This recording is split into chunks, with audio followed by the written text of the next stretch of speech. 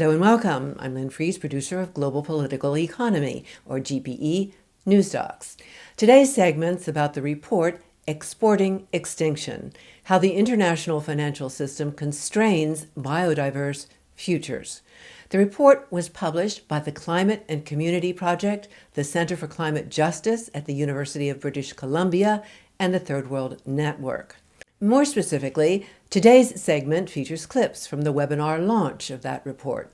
As per the webinar title, the focus of discussion was on, quote, placing the biodiversity crisis in the global economy, from extraction and extinction to vibrant futures. By way of a glimpse into what was an extended discussion, 3 clips are featured. The first clip provides introductory comments and context on the Exporting Extinction report and its significance in revealing the global political economy of the biodiversity crisis. The second clip digs into the report itself with a presentation by its lead researcher. The third clip provides further perspective on why governments in the global south have routinely failed to achieve biodiversity goals and what can be done about it. We go now to our featured clips. So I think the first thing to say, as we as advocates and scholars and activists focus our attention on the climate crisis, is how deeply related the climate and biodiversity crises are. And one of the reasons that they're related is that their root causes are the same, right? They both issue from unsustainable levels of resource extraction, whether that's industrial scale agriculture, mining, oil, gas, and coal extraction, as well as unsustainable land use patterns and deforestation, right? So those are the underlying causes of both the climate crisis and the biodiversity crisis, which themselves interact and exacerbate one another. But this raises the key question: what causes unsustainable levels of extraction and unsustainable land use patterns, right? I think a short and easy and broadly correct answer is global capitalism and an unequal world system, right? Those are correct answers to that question. But I think, as I tell my students, let's be more specific, right? Like, what is it about global capitalism and about an unequal world order that drives unsustainable patterns of land use and really frightening levels of biodiversity loss? And so what this report does, and what I think is so important about it, is that it digs into what we might call the global political economy of biodiversity loss, because it turns out that it's financial mechanisms, it's trade mechanisms, it's the monetary system that really do put especially global south governments in positions of adopting unsustainable patterns of extraction and unsustainable development models. So as Thea said, this research report really takes on a serious question that I think many of you in this room are interested in and actively engaged in. Why do decades of decisions and targets to address ecological degradation and biodiversity loss fail? The world's foremost experts on biodiversity and ecosystem change gathered around the IPCC of Biodiversity, the lesser known IPBES, concluded in 2019 that this is because biodiversity efforts haven't really tackled underlying or root drivers of biodiversity loss. As research and analysts, we need to sharpen our understanding of those root drivers. And as Thea really gestured to, we need to do this with some specificity, right? So how to study these kind of root drivers? There are many, many ways. Our approach for this study began from the science that shows, as also Thea said, biodiversity loss is caused by extraction, including from mining, oil and gas, forestry, and industrial agriculture. These are the direct drivers. In an attempt to really get at these root causes with more specificities, we then asked what prevents countries from stopping or altering the extraction that imperils biodiversity. Also a big question. And because so many of the costs and benefits from these extractive activities are unevenly distributed in a formation Latin American movements and scholars term extractivism, we also wanted to explore really what holds this formation in place, again, with some specificity. So we made this manageable by drilling into understanding one sector known to directly drive biodiversity loss in each of our case study countries. I'm going to look at one key figure that really summarizes our research findings. It is, of course, an iceberg inspired by the late, great Maria Mies. Above the waterline are these drivers of biodiversity loss, the extraction. In the sort of meso section there, we have these things states are doing to support those direct drivers, which are substantial and entirely contra biodiversity targets. In all 5 of our case studies, we see that governments continue to approve, subsidize, and expand the extractive developments that erode biodiversity. Now, clearly, domestic political agendas play a role, including elite and regulatory capture, clearly explain part of what perpetuates these ongoing decisions. But our research report shows that governments are also structurally incentivized to maintain and expand these sectors by the pressures of the international financial system, to maintain investability, earn foreign exchange, and to comply with international financial institutions that manage economic crises. They do all of this in part because to do otherwise would risk financial stability within a highly unequal international political economic system in which many states already struggle to pay for basic imports and services. Our study results are specific to the countries we studied, but it is well known that these dynamics affect many countries across the Global South. For decades, scholars have described Global South states as subordinate in the international financial system. That is, they're structurally disadvantaged, facing ongoing economic instability, and subject to constant threat of capital flight, loan defaults, and shocks based on changes to commodity prices and to monetary policy decisions made far away elsewhere. So our research really shows how this subordination generates strong incentives to expand and deepen industries most in conflict with countries' environmental objectives. These structures and the unequal pressures they exert, therefore, represent a significant underlying driver of biodiversity loss. In conclusion, only international efforts to address these conflicting priorities, undertaken in the spirit of solidarity and collective responsibility, will be able to transform these structures and make viable the path towards ecological stability. How we do this is another question, but that's part of why we're here today to begin to discuss. Again, congratulations on publishing this important report. I'm going to go ahead and directly build on what's been said already, and I'll put it in one key sentence, and then I'll unpack it. Well, a lot of the discussion today in the climate space is about decarbonize this and decarbonize that. And what I want to say is the following. We can't decarbonize a system that hasn't been structurally and economically decolonized yet. And what I mean by that, we're talking about a global economic architecture from a global South perspective that was not designed by us, not designed for us. So it can't be the same economic architecture that will deliver justice or equity or sustainability for us. So this global economic architecture, you can think of it as 4 basic pillars. The first one of them is the international financial architecture. That's the World Bank and the IMF. Both designed during colonial times, by the way. Number 2, you can think of the rules of 2 and 3, the rules of international trade and international investment, and that is primarily the WTO. And that's really the biggest blind spot in a lot of these conversations is about the rules of international trade and investment when it comes to extractivism and as a result, the loss of biodiversity. And then finally, it's the international taxation architecture. And that process has been in the hands of the OECD countries for the longest time until last November, when we managed to get a vote in the UN to finally move that into a UN tax convention. And that's a process that's ongoing. So that's a process of decolonizing the international taxation system. We still need to struggle to decolonize the international trade and investment architecture and the international financial architecture. So the design of this system imposed a particular role on the Global South. And that can be summarized in 3 major points. Number 1, we're supposed to be the place for cheap raw materials. And that's where the extractivism is, cheap raw materials for the industrialized world. Number 2, we're supposed to be the consumers of industrial output from the global north and technology from the global north. And number 3, and most importantly, we're supposed to be the place where obsolete technologies, assembly line manufacturing that is no longer needed in the global north is outsourced to us under the label of development and job creation and partnership and all of that.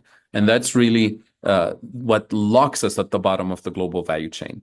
And now I'll give you one key statistic about where we are in terms of this extractive international economic system. If you divide the world into global north and global south, and net out all global financial transactions, trade, investments, exports, imports, interest payments, debt relief, climate finance included, illicit financial flows, everything. The net amount is $2 trillion moving from the global south to the global north. That's an annual number, and that number has been accelerating over the last few years. That is, if we don't change anything about the global economic architecture, if we don't decolonize it, that number will be 4, 5, who knows, $10 trillion a year in the future. And that is clearly unsustainable, has been unsustainable. So the question now, how does this work on a country-by-country basis? And I'll give you a few examples from the African continent just to show you the extractive nature of the economic system and how it affects biodiversity in particular through the extractive industry and agriculture in particular.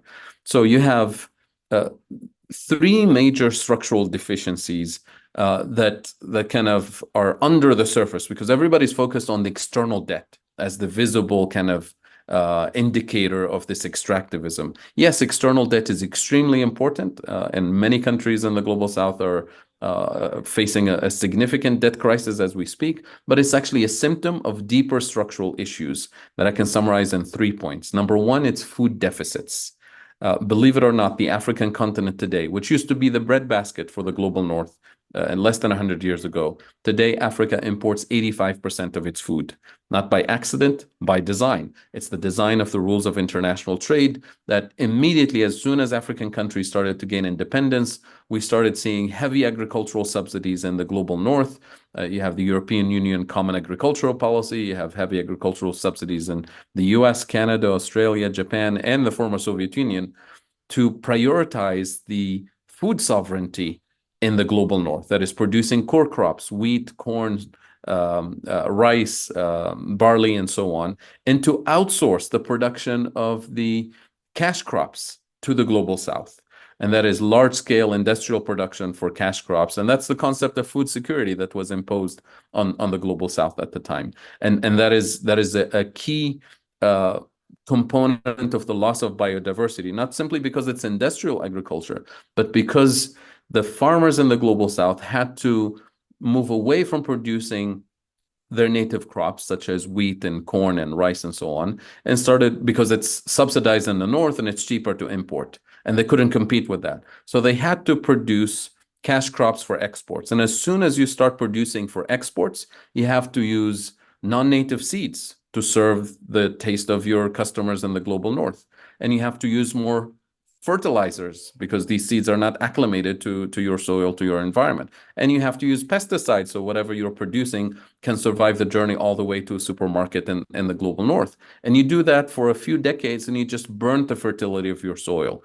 Your yields start to go down, and now you have to double down on using more potent seeds, more potent fertilizers and pesticides. And that is the ecological and economic devastation that we have in the global south that needs to be reversed via strategic investments in food sovereignty and agroecology and restructuring of the global international trade rules that govern the food system, for example. The second structural deficiency is energy deficits. And believe it or not, on the African continent, our largest exporter of oil, Nigeria, today imports 100% of its gasoline from international markets. Angola imports 80% of its fuel from international market. And again, that is by design, not by accident. And the devastation of the oil industry in a country like Nigeria alone can simply, there are no words to describe what's happening to the ecosystem, to people who can't survive past the age of 45, in Nigeria and beyond that. And then finally, the third structural deficiency is the fact that we've been forced to specialize in a kind of manufacturing that forces you to import the machine, imports the intermediate components to assemble with low-cost labor, import the fuel to power the factories, and even import the packaging. So you end up with the manufacturing base that exports low value-added content and imports high value-added content. So you can double, triple, quadruple your exports. You're always locked at the bottom of the value chain. Now, here's how it comes together. Those three structural deficits, food, energy, and manufacturing, produce an annual structural deficit, which lowers or weakens your currency relative to the dollar or to the euro, which makes everything you import the next morning more expensive. So if you're importing food or fuel or medicine, and that immediately forces governments in the global south into a defensive position, using band-aids and completely rewiring their own economic policy against biodiversity. And here's how it happens. If you have to face that weaker currency, you have to do immediately two things. Number one, we subsidize food and fuel to protect the most vulnerable. And that is an important band-aid solution in the short run, but it's not sustainable in the long run. And number two, we ask our central bankers to please stabilize the exchange rate. And they do that by borrowing more dollars and feeding the external debt. And now you're because you have external debt, because you have debt denominated in dollars to pay, every quarter, essentially. The one thing you have to do immediately is completely rewire your economy to prioritize any economic activity that will earn you dollars so you can pay the debt on time. I'll give you one example. Ethiopia today, the third largest source of export revenues after Ethiopian Airlines and after coffee, which is another cash crop, is cut flowers for Valentine's, right? One of the biggest exporters of flowers. Ethiopia today, at the same time, has 20 million people who are dependent on food aid from abroad.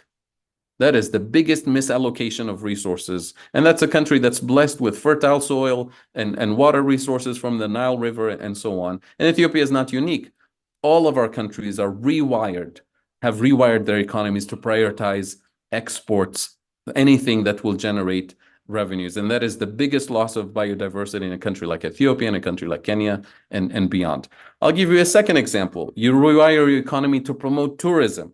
I mean, why not tourism? You have millions of people coming in, bringing dollars. You have jobs created in the hotels and entertainment industry, except when you don't have food sovereignty. When you don't have energy sovereignty and you bring 5 million tourists, you have to feed them. So you have to import more food that you don't have domestically. You have to transport them, heat and cool the hotel. So you have to import more fuel that you don't have. So it completely drives you deeper into these structural traps that have colonial origins, that have been enforced through post-colonial systems, and can only be eliminated by strategic investments in three areas. Number one, food sovereignty and agroecology. And that can be done in some cases at the national level. In other cases, needs to be regional South-South cooperation. With global North cooperation, why not?